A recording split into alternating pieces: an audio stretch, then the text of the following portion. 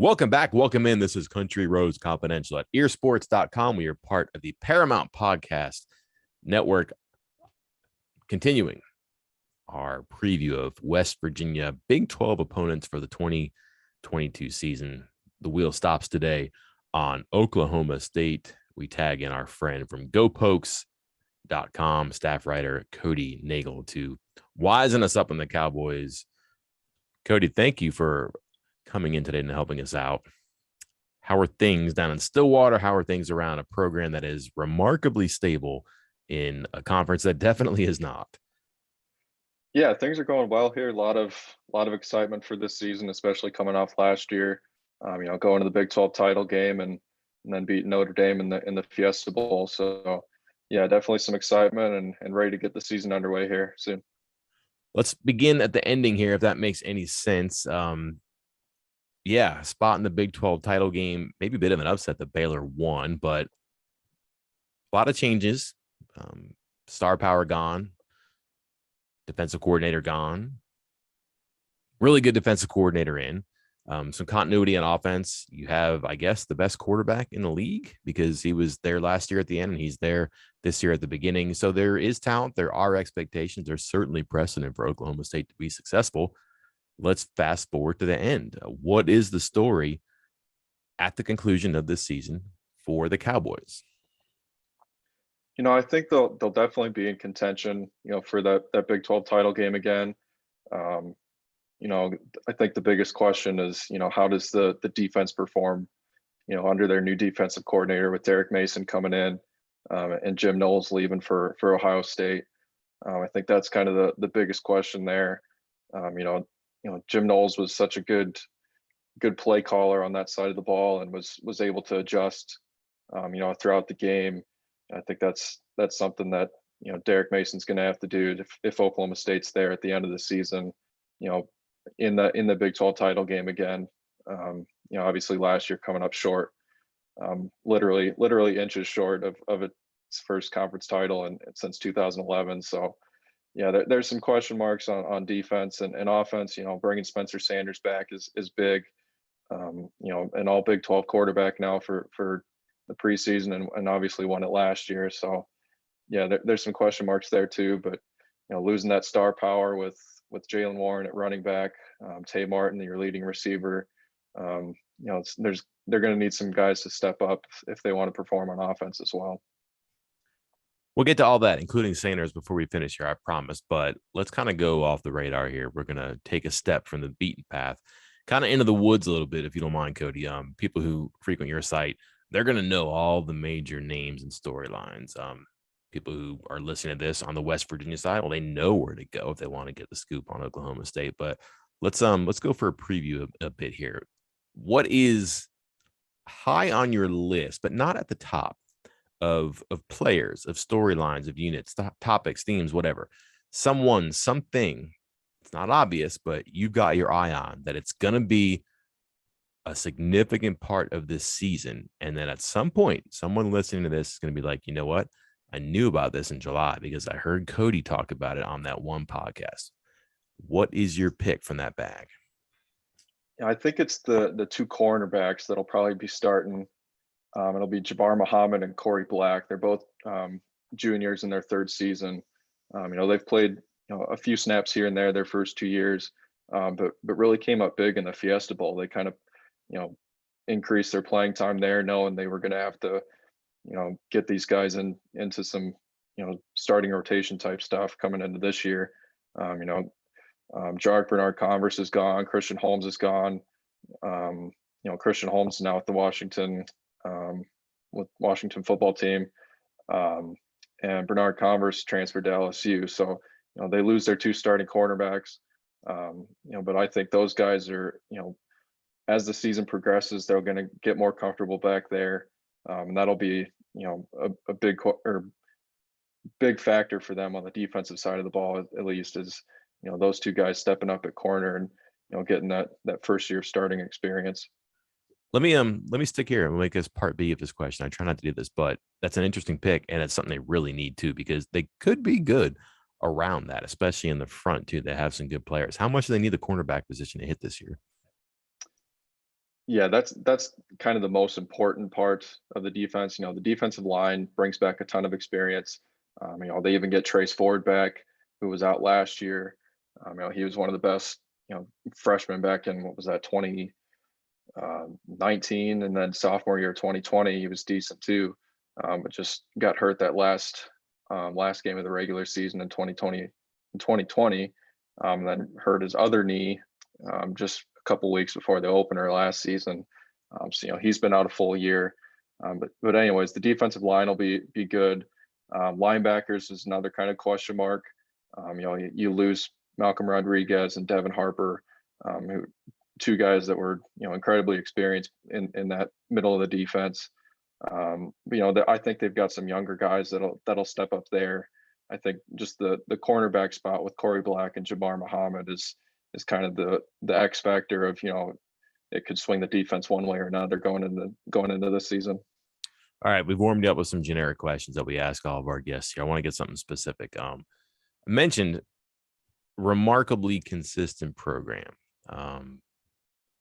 When you look at what they've accomplished the past several years, it is it's something to behold. And Mike Gundy, the second longest tenure now in the FBS, pretty impressive. And it didn't seem like that would be the case for a while. Seemed like he was linked to other jobs for I don't know how many times, but it seemed like that was the case.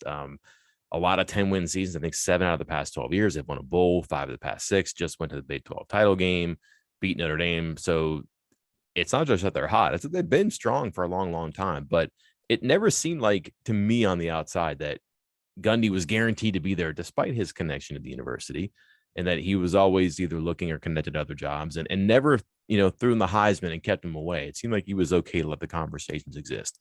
Correct me if I'm wrong there, but that was my perception.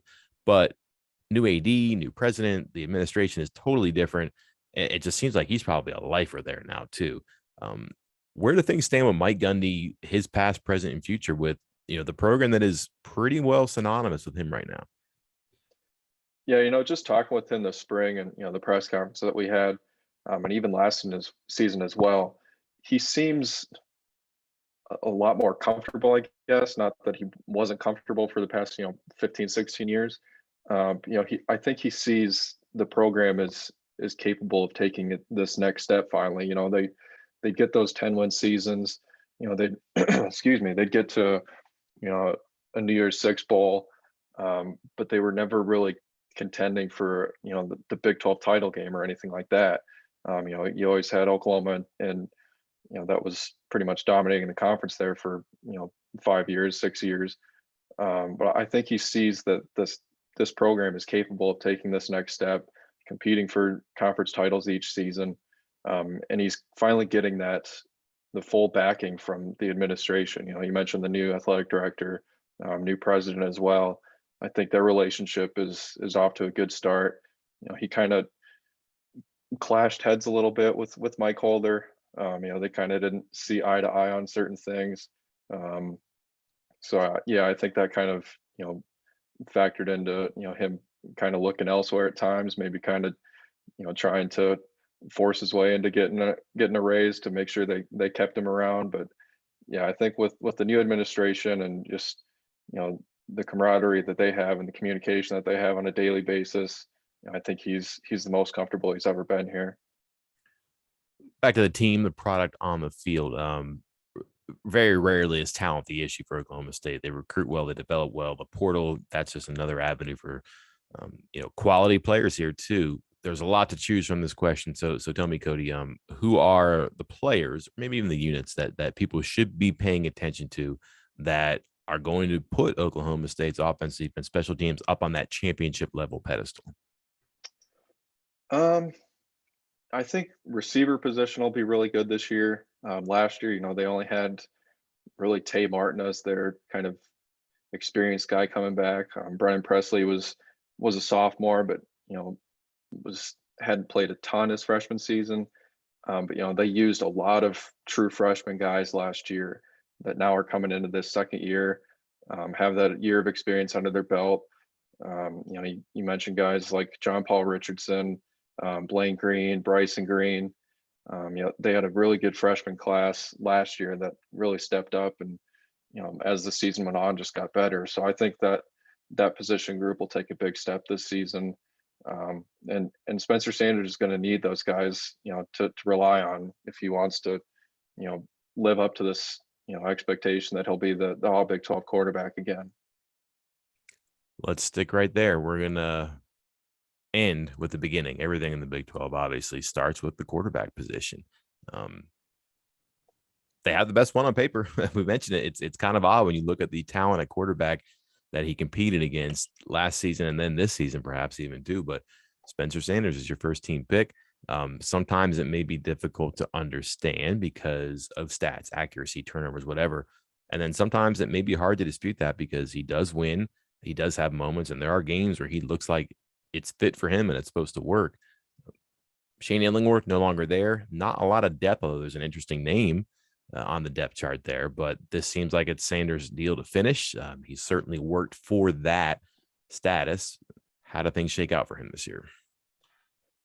Yeah, Mike Gundy made an interesting comment. I believe it was a few weeks ago. He was doing a podcast with one of the Oklahoma State people, and said that that Spencer Sanders is probably the most underrated quarterback in the country. I don't know if I would go to that extent, but Spencer he's hard to explain, I guess. He's got really good games that he can produce, but there always seems to be that one game, 2 games a year that don't go well. And for last year, it just happened to be at the probably the most important game of the season in the Big 12 title game. He threw 3 interceptions, and as Oklahoma State was fighting back in that game against Baylor, just trying to stay with them, and came up inches short of winning that game. But yeah, I think this is a year that's, obviously with him being a redshirt senior, he's really got to prove himself if he wants to, ever play in the NFL. There's a lot of pressure on him, I think, but I think as the years have gone on, he's slowly kind of gotten better. The turnover numbers haven't really gone down a whole lot, but the production on the field, as far as touchdowns and yardage, has gone up each year. And I think a big part of that has to do with, the quarterbacks coach that they brought in a couple of years ago, Tim Rattay. He spent a few years in the NFL as a quarterbacks coach, and that seemed to be a big move for them, and just focusing on the development of Sanders, and trying to get him to that next level. Again, we'll do part B here. I don't want to do this, but his change from the Big 12 title game to the Fiesta Bowl is remarkable to me. 31 of 46, 257, no touchdowns, 4 picks against Baylor. Goes against Notre Dame, 34 of 51, 371 yards, 4 touchdowns, no picks. And that's exactly what we're talking about here, right? Yeah, if he has a bad game, he's usually going to follow it up with a pretty outstanding performance. Rarely does he have back-to-back weeks, back-to-back games that aren't great, or he throws multiple interceptions. So that's the thing is, when Shane Illingworth was here and Spencer Sanders was struggling, there was question marks of, okay, did they switch at quarterback? Did they put Illingworth in there, as a true freshman and give him the starting job? And anytime that they'd put Sanders back out there after a bad game, he'd follow it up with a pretty good performance, and it kind of get rid of any questions of, is there a quarterback battle that needs to happen? And so yeah, that was kind of the yeah, I guess I'm not sure what I was trying to say there, but yeah, anytime he had a bad performance, he'd follow it up with a good one. So it just got rid of any question marks for the battle. Regular season finale, West Virginia goes to Stillwater, November 26th. That's right after Bedlam. Tricky spot in the schedule. However, the Mountaineers have not been tricky for Oklahoma State. 7 straight losses in the series. Could be some stakes on the line for that one. We'll see. But now you know more about the team that'll be playing host to the Mountaineers at the end of November. Thanks to Cody Nagel from GoPokes.com. Cody, thanks for doing this. Appreciate it. We'll catch up soon. All right. Thanks for having me on.